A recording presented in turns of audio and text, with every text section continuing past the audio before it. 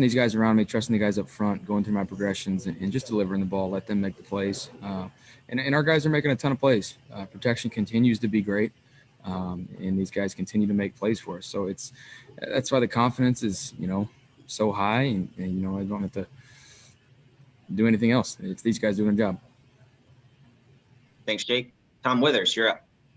Thanks, Rob. Hey, Baker, I think you hit double digits in wins at OU a couple times. What's it like to hit 10 wins in the NFL? It's something that until, I got into the league rookie year that I didn't realize how hard it was to win in the league. It's something to be proud of, but the best part is everybody in there is like, yeah, 10 wins, but we're on to the next one. It's something to, notch on the belt, but then move on because we're not done yet. And that's the best part about this team, which I keep stating about them, is they're just on to the next one. Everybody around you guys in the playoff picture won today. Were you aware of that? Was there any chatter about that, knowing how important? I mean, you guys knew this game was important anyway, but did it become any more magnified based on whatever else happened today? No, we're in the mentality right now. We control our own destiny, singular focus. Doesn't matter what else happens. As long as we take care of our business, we'll be where we want to be.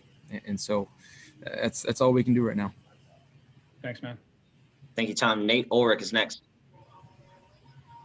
Baker, obviously a huge game in prime time, and Kevin Stefanski named you captain. What did that mean to you? It's a big honor. He decided earlier in the year to go a game captain every week until potential playoffs. And so it's a big thing for me coming off, the stretch of games that we're continuing to build and improve. And I feel like I'm gaining more confidence and our team's getting more confidence. So for him to do that in a primetime game is great. So it's a great thing to have. Does it add any juice for you when you find that out? No, I'm not trying to do too much. Like I've told you guys before, just doing my job, continuing to get the ball out and just lead these guys, be authentic. You don't have to be a game captain to lead, and that's the best part about this team. Thank you, Nate. We'll go to Steve Dorshett. Colt McCoy did a pretty good job keeping them, in the game early. But three questions, I guess. What your views of Colt being able to keep them in the game? They're going for it for those 2 fourth down things. How surprising that might have been, and the how important it was for you personally to stay poised while they were still in a real tense game there early on.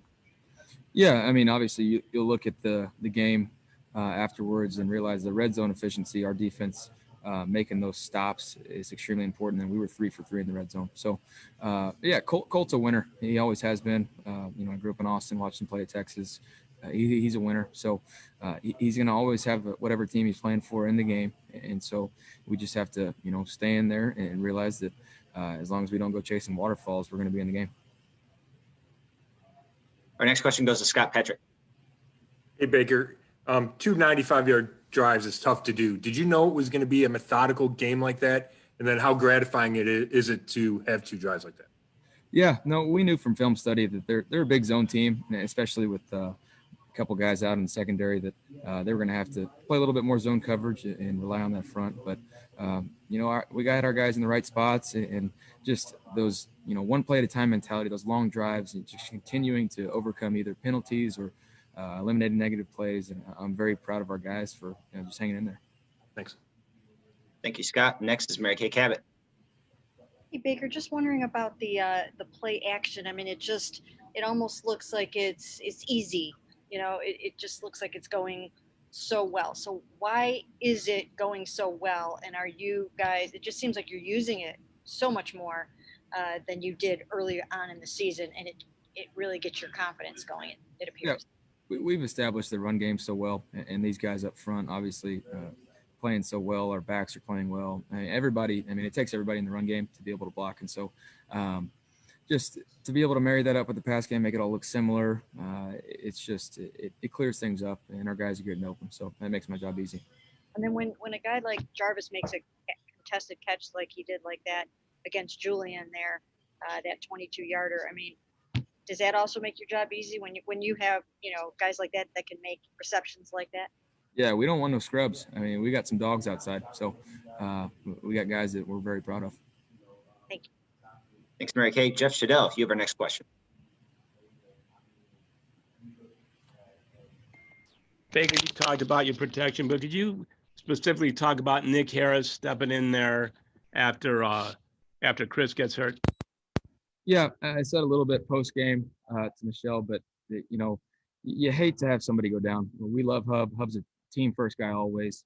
He's a guy that stepped in time and time again for us. But the way Nick Harris stepped up and played guard, you know, he's our backup center. For him to be able to step up and play a different position is tremendous. And so that just, you know, hats off to him for having mentally being ready and then being able to come out there and play well. Thanks, Jeff. Our next question goes to Fred Greetham. Hey, Baker, I mean, you spread the ball around, I think 8 different guys tonight. Is that just a testament how comfortable you are, you know, and looking around, finding the open guy and hitting him? Yeah, I mean, we're not trying to force the ball to anybody, trusting the progression, trusting the play calls, taking what's there and, you know, keep the chains moving, eliminate negative plays and just let these guys make plays. We got great players outside. We'll go to Nate Orrick next. Hey, Baker, I wanted to ask you about the sequence leading up to your final touchdown. You guys had a couple penalties there when you were knocking on the door of the end zone. And instead of letting that, you know, make you settle for 3, you guys were just able to keep fighting and fight, and then Chubb gets in. What does that say about you guys? And is that, you know, does that have something to do, or is that emblematic of kind of the growth that you guys have had here as an offense? It goes back to, you know, laying down the foundation of this team. Resilience is one of the things we wanted to do. And yeah, every once in a while, if stuff's not going to go your way, you're going to get knocked back, and you got to creep back in and be able to overcome those penalties. Next is Zach Jackson. Baker, I just want to ask you to take us through the touchdown to Jarvis. You know, where you're looking initially, what you see, and then ultimately him going up and making a great catch. Yeah. First read's actually David Njoku. I saw him stumble a little bit. It's a crossing pattern in man coverage. So when I saw David stumble, got my eyes off him, moved on to Jarvis. And Jarvis is a guy that you just give him a chance. He's going to make a great play. And then looking back at the pictures of it, David wound up getting his feet together and being wide open. But our guys make plays, and, you know, we're going to trust them to do that every time. Thank you. Thank you, Zach. Mary Kay Cabot has our next question.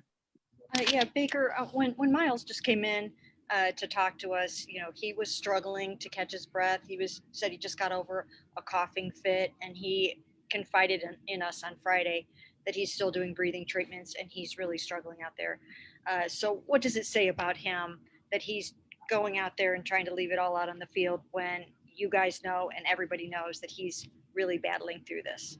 Yeah, I mean, obviously Miles continues to be a leader for us. You know, he's our Walter Payton Man of the Year for our team. He's an extremely good leader on and off the field. Obviously, his play speaks for itself, but he wants to be out there whenever he can. And no matter what, being 100% or not, he wants to be out there. And, you know, he's the best pass rusher in the league, and people are always trying to chip him and double team him, you know, trying to prevent him from making plays, but he continues to just work extremely hard. And, you know, we're proud to have him on the team. Is it hard for you to hear him go through a coughing fit like that and to see him kind of having a tough time? You know, I didn't really notice it too much. Besides that, I was listening to the end of his presser. I understand, you know, he's a guy that those little spurts, those 5-yard, 10-yard bursts where he's having to go full speed every play. That's not easy. I mean, I'm not one to really know exactly what he's going through. I haven't been in his shoes, but I get tired when I chase down Nick. So I know his job isn't easy. Thanks, Mary Kay. We'll take 2 more. Doug Marie, Scott Petrick. Doug, go ahead. Baker, each team only had 7 possessions tonight because you guys held the ball so long on some of those really long drives you put together. Just what's it like when you're moving down the field like that and stringing together play after play on a long drive? How comfortable is this offense on a drive like that? Our guys are extremely comfortable for them to be able to continue to make these plays and, like you said earlier, overcome some of the penalties or negative plays and push forward and convert some very critical third downs. You know, when you don't have that many possessions, these third downs are extremely important. And also the red zone efficiency is very important. When you get down there, we talked about it pregame, we needed 7 points, not field goals. So, and we were able to accomplish that in defense, vice versa, stop them from getting touchdowns in the red zone. Thanks, Doug. The last one is Scott Petrick. Hey, Baker, was it weird facing Freddie in the role that he wound up playing tonight? And did you talk to him at all? I talked to him post game. Not weird. I mean, I appreciate Freddie. I continue to talk to him every once in a while. He's lost some weight. He looks good. So proud of him. What was the conversation like? Just how you doing? Normal checkups. We talk